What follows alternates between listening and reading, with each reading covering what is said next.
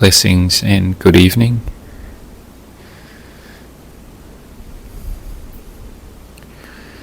Here at Bodhipala Monastery, we have begun constructing the plinth for the Venerable Sivali statue, which is now on its way from the ports of Thailand, having been cast in Nakhon in Thailand, then being finished and polished, and is finally on its way to Bodhipala Monastery. So we've begun the construction of the plinth, or the stand in which the statue will be installed upon.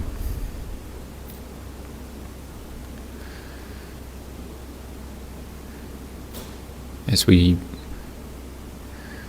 build something of that nature, you can't help but recollect the qualities of either the Buddha statue which you'll be installing, or in this case, a student of the Buddha, Venerable Sivali Mahathera.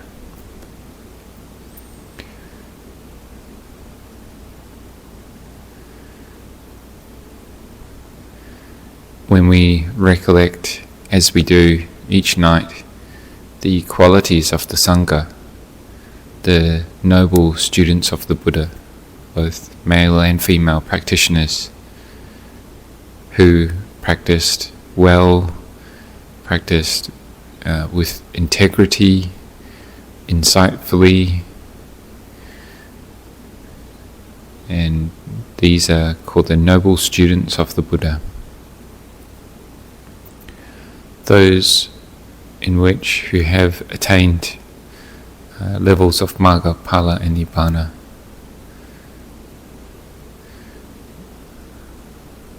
Or the levels of enlightenment, meaning the stream enterer, the once returner, non-returner, and fully enlightened Arahant.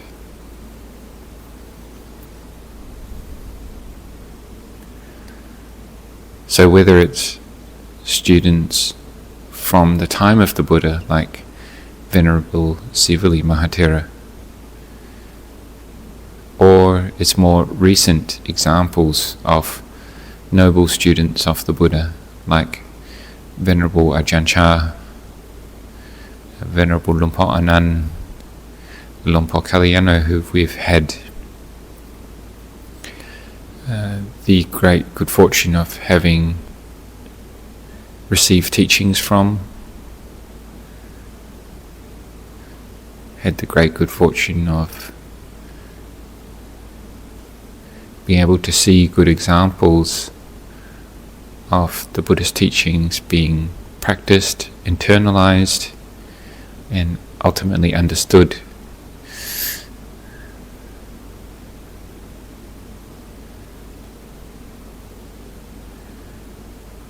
So we call this the reflection or recollection of the Sangha, Sanghanusati.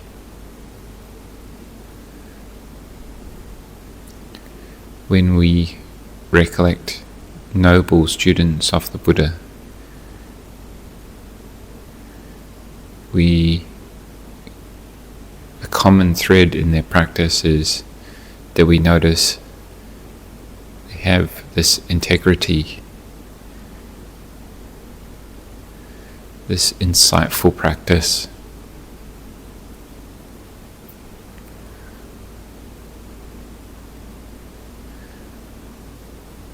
We can read the biographies of these great students of the Buddha and gain great inspiration from how they practiced.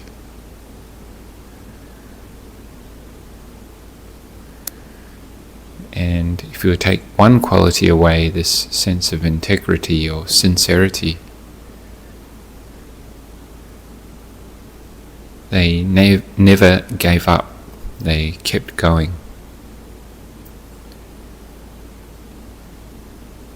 I think most of the students of the Buddha and noble students since the time of the Buddha till present have all passed through various difficulties, some more or less severe depending.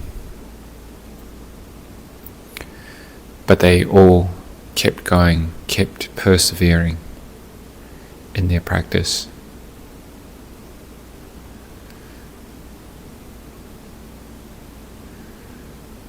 Not only that, but they had a sense of self-integrity,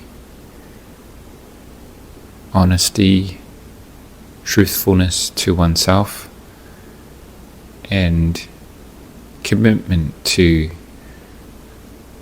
the right way of practice, commitment to carrying on to ultimately realize truth within one's heart.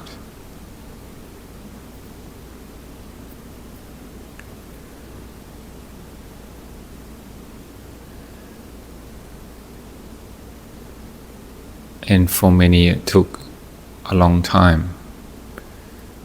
They persevered for, as we see in some of the scriptures, it's many lifetimes.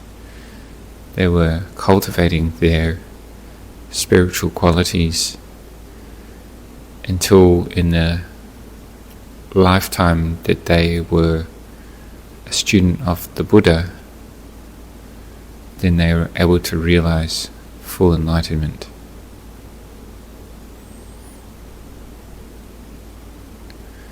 Even within the stories of the previous lives of the great students of the Buddha, we can also take inspiration. Their level of sincerity in the practice, their commitment to practicing without giving up, persevering through immense difficulty.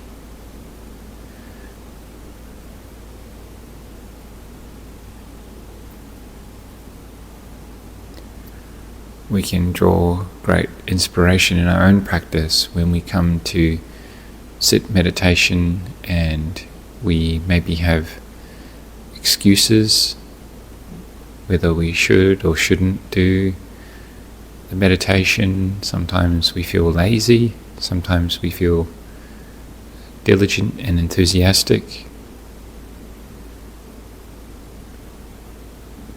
But taking inspiration from these lives of these great monks and nuns, then we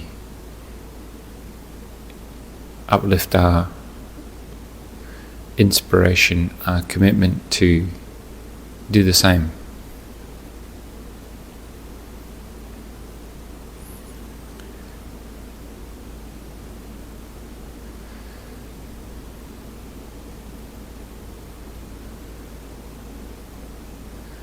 And you could say the best way to honor the noble students of the Buddha who have practiced so well and who have been able to pass down the Buddhist teachings until present, the best way to honor them is to practice,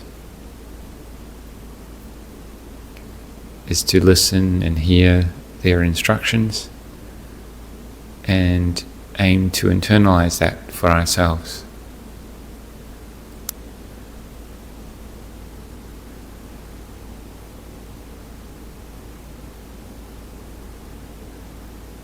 And in this way, this is how the Buddha's teachings can be available and shared for future generations as well.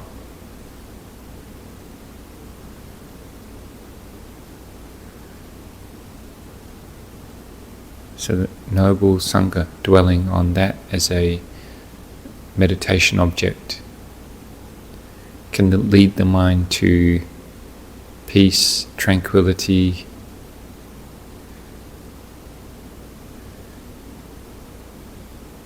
maybe it's a monk or a nun who you've met and found great inspiration from their teachings, their deportment, their level of commitment and sincerity.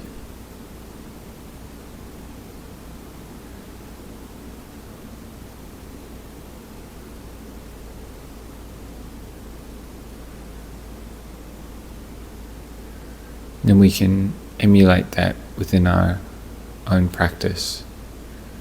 Where can I work on my commitment? Where can I work on my sincerity? Maybe it's just the sincerity to ask yourself, am I with the in and out breathing? Am I with the meditation object?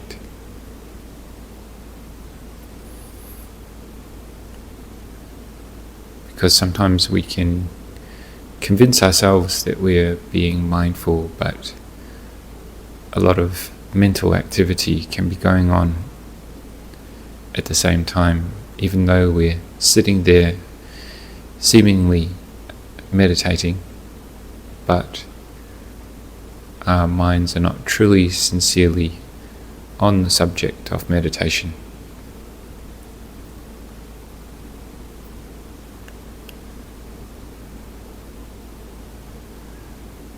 So drawing upon this resource of noble disciples of the Buddha, it's another way we can cultivate mindfulness, bring our minds wholesome aspiration, wholesome enthusiasm for the Dhamma practice. Because if those noble disciples can do it, and they were human beings as well, then we, being human beings, can also do it. Whether it takes a short time or a long time, that's dependent on our efforts, our wisdom, our understanding. But if we don't give up and we continue practice sincerely, we will get there in the end, just like these great students of the Buddha. So for now we can practice together, cultivating with mindfulness the sincere attention on the breathing or the meditation object until the sound of the bell.